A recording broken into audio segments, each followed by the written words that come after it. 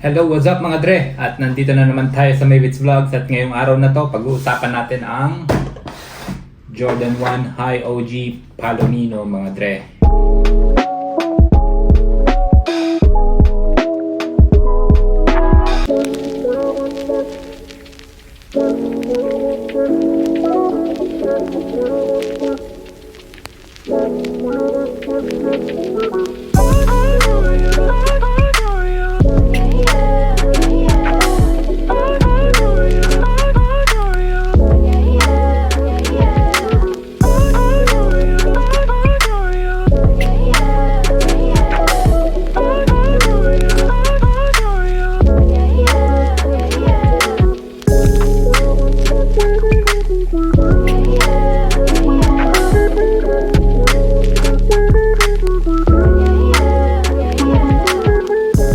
Mga dre, siguro naman nakita nyo na sa thumbnail kung anong sapatos ang ating i-review ngayon. At ito nga yung Air Jordan 1 High OG Palomino. So kalalabas lang ito ngayong nitong September 2. At sinuwerte tayo dahil nanalo tayo sa raffle. So meron kasi itong raffle. Ibig sabihin nun, pinararaffle nila, mag-e-entry ka at ipaparapple nila kung sino ang makakabili dahil limited pairs lang. Ang alam ko nasa 178,000 pairs lang ang in-release at bagong-bago nga siya. So pag-uusapan natin ang mismong kahon, pag-uusapan natin yung sapatos, yung quality ng sapatos at yung colorway ng Air Jordan 1 High OG Palomino. So ito nga siya, no? So makikita nyo, gusto ko yung kulay niya ng box niya. Makikita nyo, yung kulay niya is metallic gold at saka itim, no? So ito. So nakuha ko nga pala mga dre ay size 9.5. So 9.5. Yan ang sukat ng sapatos ko. Nagsusot din ako ng 10. Pero madalas ang sinusot ko is 9.5. Ang tawag natin doon ay true to size, ano? So, sabi kasi nila, pagka daw nagsuot ka ng Air Jordan 1, mas maganda na ang sinusuot mo is true to size. Although, sabi na rin naman ng iba, mas maganda yung nag-half step up ka. Pero para sa akin, okay lang naman yung 9.5 dahil saktong-eksakto lang sa paa ko. At syempre, so makikita nyo sa apat sides ng kahon, makikita nyo yung Nike at saka yung metallic gold na kulay. At syempre sa ibabaw, ayan, masyadong makintab, ano? Ang metallic gold. So, yun.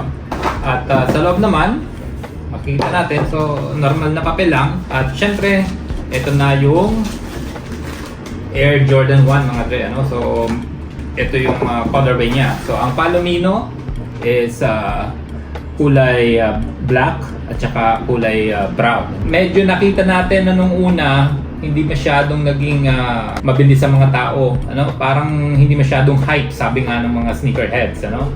Hindi masyadong hype yung sapatos, pero nung lumabas siya ay na-sold out agad-agad. Ano? First day pa lang, nung opening nung September 2, nung in-release yung sapatos, ay nakita agad na na-sold out agad. Nakita ko sa app ng Foot Locker kasi ito nabili at nakita ko na sold out agad in one day yung sapatos. Pag-uusapan natin ngayon mga dre, yung klase ng sapatos, yung kanyang quality, yung ginamit na materials, at syempre yung overall score ko na ipapakita. Personal overall score ko dito sa colorway na to ng Air Jordan 1. So, makikita natin, so yung kanyang, umpisahan natin siguro dito sa outsole. So, yung pinaka-talampakan niya is kulay brown. Katulad din ng buong ng overall colorway ng Palomino. So, kakulay din siya dito. Kulay brown siya. At saka yung side ng outsole niya is, tingin ko off-white yung kulay niya. Hindi naman siya white na white, pero off-white ang kulay nung sole niya dito. Tapos, yung kanyang toe box, tsaka itong heel guard, tsaka itong uppers na to is kulay brown, ano? Na ang materialis niya para siyang suede na hindi masyadong mabalahibo. Ganon din dito sa swoosh design niya, no? So makikita nyo, yung swoosh design is kulay brown din. Yung toe box, yung uppers dito, tsaka yung heel guard niya is all brown. And the rest ay kulay black, no? So yung pinaka dito, side niya, ito yung toe box niya is itim. Yung kanyang tongue is gawa sa made of nylon at lahat naman ng Air Jordan 1 ang tang nila is made of nylon. Ano? Ang siguro masasabi ko lang, medyo alangan lang ako sa design na to is yung kulay ng Nike Air dito. Although pinapanood ko rin yung ibang YouTube videos ng ibang nag-review ng sapatos na to, ang napansin nila is yung kulay nito, itong metallic gold dito sa Nike Air, dito sa tang, parang hindi nila gusto ang kulay na to, no? So parang masasabi nila, mas maganda sana kung kulay brown na rin to, para talagang iisa lang yung o dalawa lang yung kulay. Pero sa akin okay lang naman na kulay metallic gold tong area na to, dahil pag nagpants ka naman siguro may tatago mo pa rin to eh. Tsaka hindi naman siya masyadong pangit tingnan, no? Although yun lang talaga yung naging sabi nga medyo naging alangan sa overall look nitong colorway na to, masasabi ko na okay lang naman para sa akin, ano.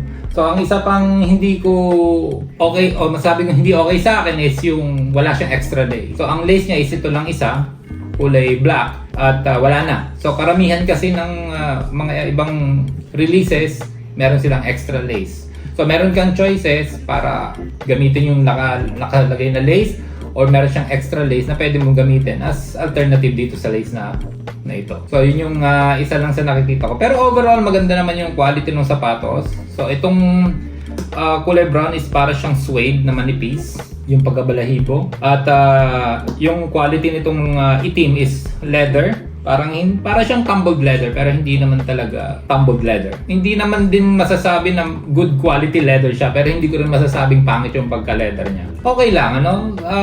Sa price point ng sapatos na to, hindi na tayo magrereklamo. So malambot din yung kanyang makikita niyo mga dre, ano? Malambot yung kanyang pagka-leather.